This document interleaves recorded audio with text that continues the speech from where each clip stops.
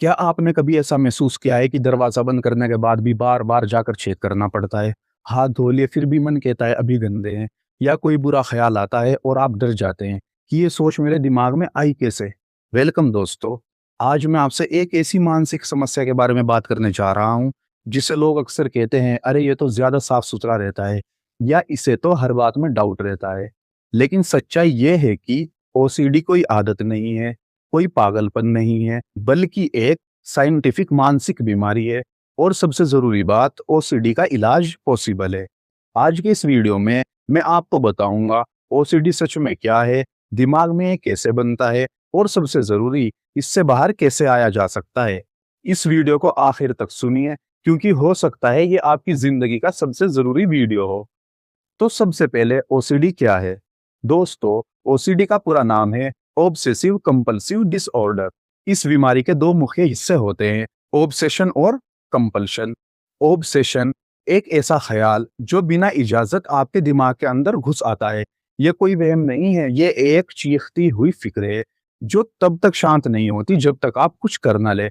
Example, मैंने किसी को नुकसान तो नहीं पहुंचा दिया, अगर मैंने ये नहीं किया तो कुछ गलत हो जाएगा, मैं पागल तो नहीं हो रहा, क्या होगा अगर मैंने दरवाजा लॉक नहीं किया, क्या होगा अगर मेरे हाथ गंदे हैं।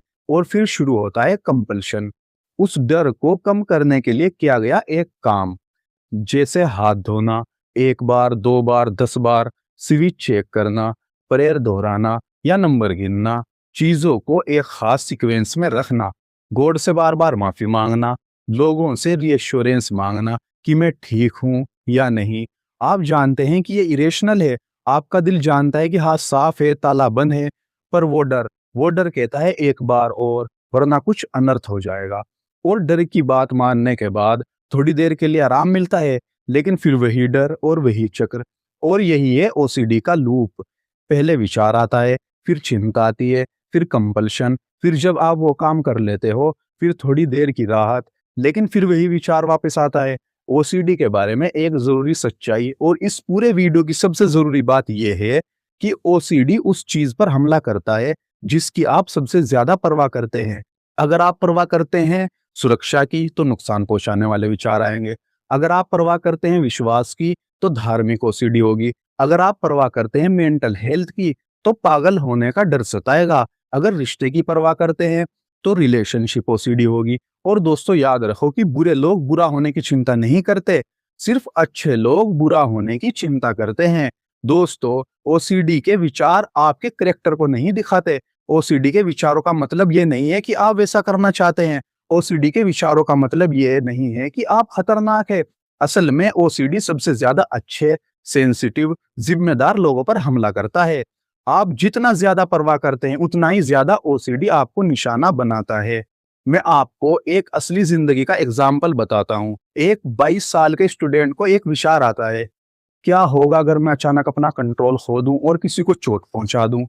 और ये विचार आते ही उसका दिल जोर से धड़कने लगता है। वो बार बार खुद को चेक करता है, क्या मुझे गुस्सा आ रहा है, क्या मैं खतरनाक हूं। तो विचार के बाद अब कंपल्शन शुरू होता है।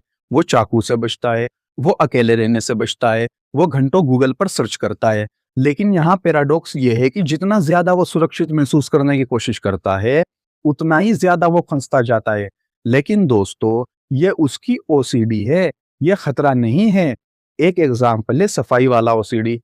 25 साल का लड़का, वो दिन में 40-50 बार हाथ धोता है, हाथों से खून निकल आता है, उसे पता है कि हाथ साफ है, फिर भी दिमाग कहता है नहीं, अभी भी गंदे हैं।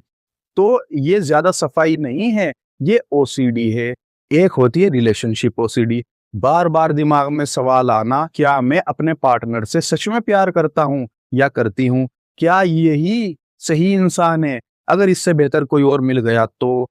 पार्टनर की छोटी छोटी कमियों पर जरूरत से ज्यादा फोकस करना, दूसरों के रिश्तों से अपने रिश्ते की लगातार तुलना करना, बार बार रीअश्योरेंस चाहिए, दोस्तों से पूछना, पार्टनर से बार बार कंफर्म करना, गूगल करना कि सच्चा प्यार कैसा लगता है।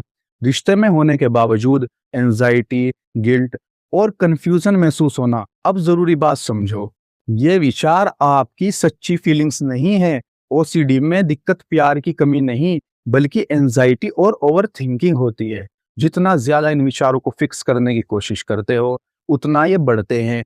कुछ को हार्म ओसीडी होती है, जैसे एक माँ के दिमाग में ख्याल आता है अगर मुझसे अपने बच्चे को नुकसान हो गया तो वो डर जाती है, रोती है और खुद को बुरा इंसान समझने लगती है। जबकि सच्चाई ये है कि जिसे ये डर होता है वो कभी नुकसान नहीं करता। ये ओसीडी का झूठा अलार्म है। और किसी को रिलीजियस ओसीडी होती है, कोई इंसान बार बार पूजा करता है, मन में गंदी या गलत सोच आ जाती है और वो खुद को पापी मानने लगता है, तो ये भक्ति नहीं है, ये ओसीडी है। क्योंकि जो इंसान भगवान से सबसे ज्यादा डरता ही नहीं बल्कि सबसे ज्यादा मानता भी है, उसी को ख्याल आते हैं क्या मैंने पाप कर दिया, तो ये उसकी आस्था नहीं टूटी है, बस ओसीडी ने उसे हथियार बना लिया है। जरूरी सच्चाई, ऑब्सेशन डर पैदा करते हैं, कंपल्शन कुछ समय के लिए आराम देते हैं, लेकिन वे ओसीडी को और मजबूत बनाते हैं। ओसीडी का सबसे बड़ा झूठ, अगर ऐसा ख्याल आया है तो इसका मतलब है कुछ है, जबकि सच्चाई ये है कि ख्याल आपकी पहचान नहीं होते, ओसीडी सिर्फ शोर करता है, सच नहीं बोलता। दोस्तों, अब सवाल ये है कि ओसीडी होती क्यों है, तो इसके लिए हम बात करेंगे ओसीडी के साइंटिफिक रीजन की। दोस्तों, हमारे माइंड में एक खास सर्किट होता है जो हमें खतरों से बचाता है। ओसीडी वाले पर्सन में ये लूप अटक जाता है, जिसके मेन पार्ट्स होते हैं ऑर्बिटोफ्रंटल कॉर्टेक्स, ये दिमाग का वो हिस्सा है जो चेतावनी भेजता है जैसे हाथ गंदे हैं, और दूसरा होता है कोडेट न्यूक्लियस, ये एक फिल्टर की तरह काम करता है। नॉर्मल इंसान में ये फिल्टर फालतू की चिंताओं को रोक देता है, ओसीडी में यह हिस्सा कमजोर हो जाता है, जिससे चिंता सीधे दिमाग के अगले हिस्से तक पहुंच जाती है। तीसरा होता है सिंगुलेट गाइरस, यह हिस्सा आपको बेचैनी महसूस कराता है जब तक कि आप उस काम को कर ना ले। और एक कारण होता है न्यूरोट्रांसमीटर यानी केमिकल्स का।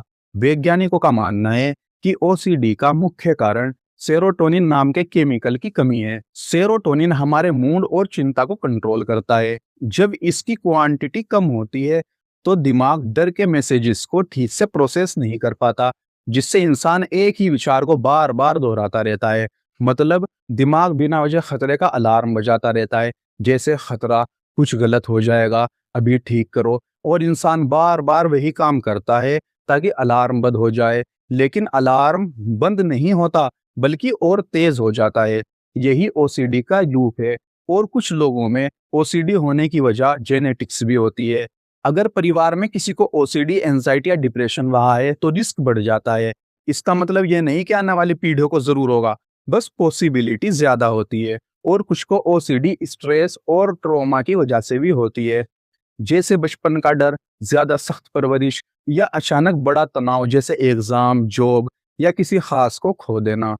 तो ये चीजें ओसीडी को ट्रिगर कर सकती है। और ओसीडी में जब आप कोई कंपल्शन करते हैं तो आपका दिमाग सोचता है वाह हम सुरक्षित है क्योंकि हमने चेक कर लिया। ये असल में ओसीडी को और मजबूत करता है। ये एक लूप है। इस लूप को तोड़ने के लिए हमें कंपल्शन को रोकना होगा। यहीं से इलाज शुरू होता है। ओसीडी के लिए सबसे असरदार बिना दवा वाला इलाज ईआरपी है, यानी कि exposure and response prevention. Exposure का मतलब है जानबूझकर उन चीजों का सामना करना जो आपकी एंजाइटी को ट्रिगर करती है। जैसे अगर आपको बैक्टीरिया से डर लगता है और दरवाजे का हैंडल छूने से आपको बैक्टीरिया का ख्याल आता है, तो आपको हैंडल छूने के लिए बोला जाता है और फिर आपको हाथ धोने से मना किया जाता है, क्योंकि आपका नर्वस सिस्टम हमेशा लेवल 10 अलार्म पर नहीं रह सकता। आखिरकार आपका दिमाग समझ जाता है अरे मैंने हाथ नहीं धोए और मैं फिर भी ठीक हूं। आप अपने दिमाग को सिखा रहे हैं कि खतरा असल में खतरनाक नहीं है, तो आप आज से इसकी प्रैक्टिस शुरू कर सकते हैं। यहाँ 3 स्ट्रेटेजी है। नंबर 1, अपने सबसे बड़े डर से शुरू ना करें, अपने ट्रिगर्स को 1 से 10 तक लिस्ट करें और फिर लेवल 3 के डर से शुरू करें और उस बेचैनी के साथ तब तक बैठने की प्रैक्टिस करें जब तक वो आधी ना हो जाए। नंबर 2, कंपल्शन में देरी करना। अगर आपको कुछ चेक करने की इच्छा होती है तो खुद से कहें मैं इसे चेक करूंगा, लेकिन मुझे पहले 5 मिनट इंतजार करना होगा, और फिर धीरे धीरे उस समय को 10 मिनट्स, 20 मिनट्स या 1 घंटे तक बढ़ाएं। नंबर 3, माइंडफुलनेस और लेबलिंग। जब कोई दखल देने वाला विचार आए तो उससे बहस ना करे, उसे लेबल करे, कहे ये एक ऑब्सेशन है, कोई सच्चाई नहीं। इसे कंप्यूटर पर पॉपअप एड से ज्यादा इंपॉर्टेंस ना दे, जिसको बाद में क्लोज करना है। दोस्तों, शुरू में एंजाइटी बढ़ती है, फिर दिमाग सीखता है कुछ गलत नहीं हुआ। ये दिमाग को फिर से ट्रेन करना है। आप अपने विचार नहीं हैं, आप विचारों को देखने वाले हैं, जैसे आसमान में बादल गुजरते हैं। दोस्तों, लोग इसलिए ठीक नहीं होते क्योंकि विचार आना बंद हो जाते हैं। लोग इसलिए ठीक होते हैं क्योंकि विचारों का महत्व कम हो जाता है। हजारों लोग ठीक हो चुके हैं, लाखों लोग ठीक हो रहे हैं, और आप भी ठीक हो सकते हैं। मैं आपको यह कहकर जाना चाहता हूं, एक बुरे विचार का होना आपको डिफाइन नहीं करता, आपका उस पर रिएक्शन आपको डिफाइन करता है। दोस्तों, ओसीडी बहुत तेज है, लेकिन आप ज्यादा मजबूत हैं। आपको हर विचार को जीतने की जरूरत नहीं है, आपको बस लड़ना बंद करना है। ठीक होने का मतलब ये नहीं है कि आपको फिर कभी चिंता नहीं होगी। ठीक होने का मतलब है कि चिंता अब आपकी जिंदगी को कंट्रोल नहीं करेगी। आप टूटे हुए नहीं हैं, आप खतरनाक नहीं हैं, आप पागल नहीं हैं, आप इंसान हैं और आप ठीक हो रहे हैं। यही है ब्रेन रिट्रेनिंग। अगर ये वीडियो आपको मददगार लगा हो तो इसे शेयर कीजिए, क्योंकि शायद किसी की चुपचाप लड़ाई को आवाज मिल जाए। धन्यवाद दोस्तों। जय हिंद, जय भारत।